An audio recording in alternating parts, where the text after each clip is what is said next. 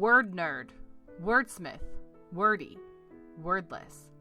Oxford Dictionary says a word is a single, distinct, meaningful element of speech or writing, used with others or sometimes alone. We say each one matters. No extra words is literature, minimalist style. And we're getting you right to the story. A Wedding Jig by Sarah Hassel. Tap, tappity tap, tap, tappity tap. 1, 2, 3, 1, 2, 3, spin, and ready, set, again. Oh, why do you stare at me with those weeping black eyes, you lesser fair and no longer queen? Do you not think you got what's deserved? Tap, tappity tap, tap, tappity tap. 1, 2, 3, 1, 2, 3, spin, and ready, set, again. First, you sent the huntsman. Keep dancing. Tap, tappity tap. But he was no match for my skin as white as snow, lips as red as blood, and hair as black as ebony. A little working of the wiles, and he was of no concern to me. Just ask my new husband, wink. Knees higher, if you please. Tap, tappity tap. And when the huntsman failed, you came with silken laces. 1, 2, 3. And again you came with a poisoned comb. 1, 2, 3. And once more you appeared with a poisoned apple. Come, and raise those heels to the terry. The music's not let up. Spin. So what? So what if my father never really loved you? And spin. So what? So what if I sucked all the youthful beauty out of you with games of worry and tricks of magic and a curse of my own upon such a fine-looking glass? And ready, set, again. See? Now don't those iron shoes feel just fine? Well, I bet those blisters on your pulped little feet barely register any pain. At least, nothing discernible from the rest of your agony. Come, you lesser fair and no longer queen. The music's not let up, and you're to dance until you drop. Your wedding gift to me, and such a lovely gift, though I wish it were wrapped in a prettier package. And tap, tappity tap, tap, tappity tap. 1, 2, 3, 1, 2, 3.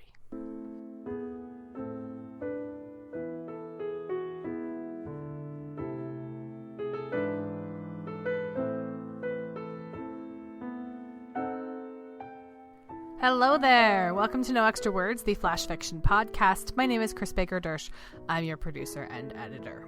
It is Election Day here in the United States where I live, and a lot of these episodes are recorded weeks, or if I get really, really ahead of the game, even a month ahead of time. This one is not. I am recording this Sunday night, the 6th of November, because that is how caught up I am with life this week, and I am having one of those moments that you have where you're really glad things didn't go how you planned them. Because my initial plan for this Election Day episode was to get permission to use a poem, a very nice poem about patriotism and about us all coming together as one country, interdependent on one another regardless of our political beliefs. And I couldn't get the permission to use it. It's a really great poem. I'll see if I can find it linked somewhere, and I'll put a link to it in the show notes. It's a nice poem, but for a lot of reasons, copyright being a main one, but also just ethics and good manners, I don't use anything on this show that I have been able to get explicit permission to use. So even if I think the author might be okay with it, that's just not something we mess with here, and I couldn't get permission to use it. So I think that's a really good thing because, you know, unless you've been living under a rock, I think we're all really, really, really tired of this election. And to get to do an episode that really had nothing to do with the election was kind of fun. And so this episode is a very non-election day episode. And it's all about perspective. How we see things from different angles and what's an illusion and what's real. And it gets very meta towards the end. So I'm looking forward to that. We started with Sarah Hassel. This is Sarah Hassel's debut publication, which is always fun when we can bring one of those, an emerging writer just starting out with their first publication. And I bonded with Sarah immediately because we are both Seattleites and we are both stay-at-home moms. So it's always nice to make those connections with contributors. Sarah Hassel gave us a little fractured fairy tale, which is one of my all-time favorite things to do. And I always say to people, if you have not read the original Grimm's fairy tales in their bloody gore, you really should go back and get those original non-Disney-fied fairy tales. And in this one, who's good and who's evil has been flipped, because in the original end of Snow White, that is what happens, is this stepmother gets punished by having to be in dancing leg irons, and you get to see the evil Snow White cackling over what she's done to her stepmother. It's just delightful.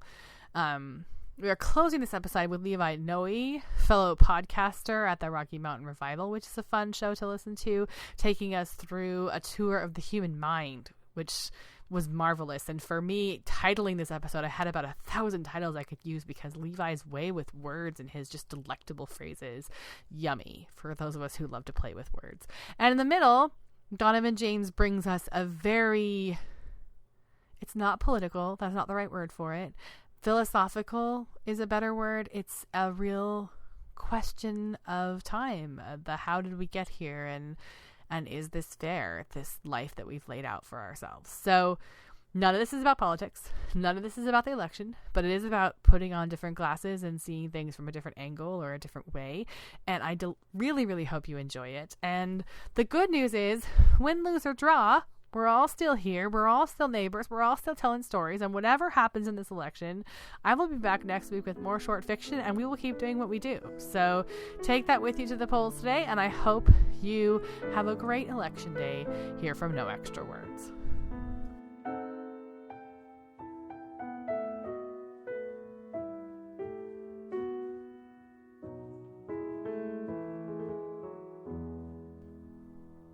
The Lottery of Birth by Donovan James. The souls were lined up at the lottery board, which stretched the length of what humans would call approximately 100 feet. The souls had no concept of length or time, for that matter. They were just shapeless souls, after all, beings of simple emotion ready to be sent to whatever physical body on Earth the lottery board decided. For a human, this process would have been incredibly stressful. But humans have the unfortunate tendency to believe in free will, that their future is home to an endless array of possibilities. The souls know better, but this does tend to make their existence, however short it may be to a human, rather boring. The only thing they didn't know was what the lottery board would determine their future on Earth to be. To a passerby, Sally was your average soul, just like any other. Inside her shapeless form, however, were the budding seeds of human emotion. She actually felt things about being a soul, the lottery board, and everything in between. Due to this, she was considered extremely dangerous by the old souls and extremely weird by the young souls. Who knew what a young soul like Sally would think up, what with all of those random emotions flitting around through her head? Sally's number was destined to be called soon, and she hung around the board waiting. The board clicked off number after number, each with a name, country, city, and race. Sally watched them click by, feeling uneasy. To a human, the emotion Sally felt could be described as akin to watching a public execution. Who would Sally get to be on Earth? With so many possibilities, not all of them appealing, the question spurred a flurry of emotions and thoughts in her young mind. What if she ended up completely forgotten by history? Or the daughter of an abusive father? Or the victim of a horrific disease? Or worst of all, poor? As she thought of these things, her friend Rick floated over to her, beaming with happiness. Or as happy as a soul can look. Mostly they just look like shadows or silly putty all mashed up. You hear the news? She hadn't. I'm going to be a banker's son in America. No big deal, I just can't wait till I'm old enough to really enjoy it. But they say you gotta wait like 20 or 25 years, whatever those are. He talked as if he could go on forever about himself, which he did. After he was done, he asked, "You get your fate yet?" "Not yet." "You know, I don't know why all the retired souls keep trying to change the lottery board and all. It works pretty well if you ask me." "Yeah," Sally said. "I mean, how else would we do it? Oh, jeez, here comes one of those old souls now. I'm gonna bolt." He floated off, leaving Sally alone with the old soul. "Hello, Sally. Not going to go with your friend there?" "No, still waiting for my number to be called." "All in due time. All in due time." This statement confounded Sally. All of the old souls, the ones who'd come back from Earth, all spoke of time. They referred to it as if it were some kind of lottery board. Always there, always counting down to something, but to what, Sally didn't know. Mr. Larkin was silent, content to just float around instead, as old souls are oft to do. So Sally seized the moment to ask him something candidly, something that concerned all of those emotions floating around in the shadowy head of her soul. "Say, Mr. Larkin, Why don't all us souls change things once we get down to Earth? Make the whole lottery of birth more fair. You don't think it's fair? Well, gee, how could I? Where I'm born just decides everything. It decides whether I die young or old, or have to kill or be killed in some war, or even if I have enough food to eat. That doesn't sound too fair to me. All of that decided by a simple lottery.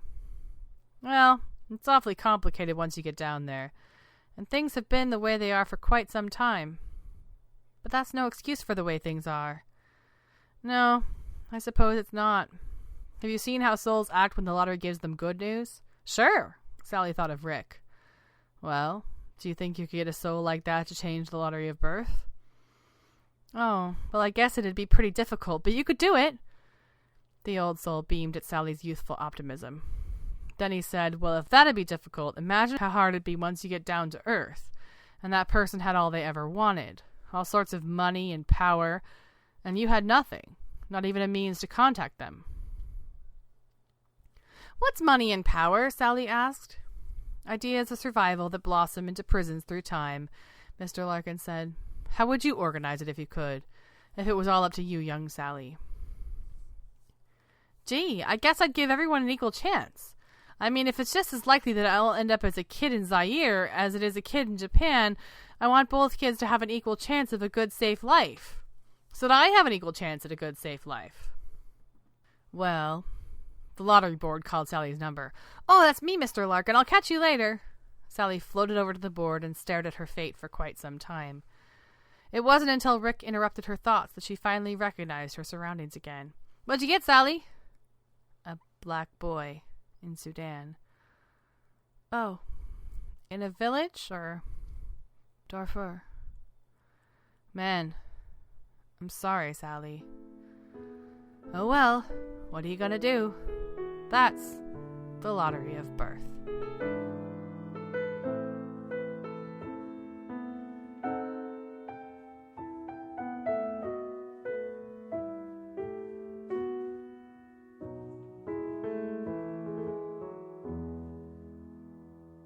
The Mind. I was having brunch with my demons when my shadow showed up uninvited, turning our pity party into a mid-morning massacre.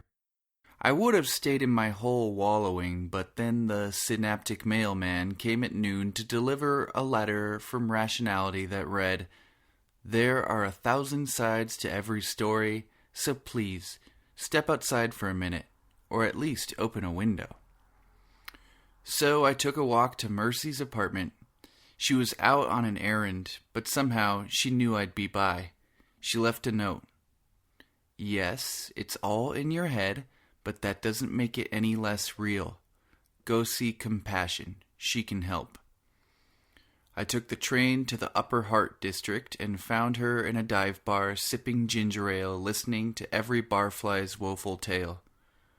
I asked for her advice, and she shrugged. "Everyone's got problems. It's mostly a matter of how well you can love despite or because of them." She sent me next door to Payne, who was lying on the linoleum, needle in his arm. I had to slap him awake. He didn't seem to mind, but all I could get from his fevered fits was his mantra, "The cure is in me. The cure is in the pain." Then Blame came in, pushed me aside, and told Payne he had to leave if he didn't have the rent. I was utterly confused, no better or worse than before. I was ready to get a drink at Delusions or rent a room for eternity at Oblivion's, when a raven called to me from a streetlight. "Say, I think I'm lost. I could use some directions." "Couldn't we all," was all I said. "You look like you know the neighborhood," the raven said. "I should. I created it." "Well then, you must be why I'm here. Sometimes I get called in when there's a situation." My face was a question. The raven answered, "I'm from the realm of myth and archetypes. It looks like you could use some perspective. There's more to this world than what you make.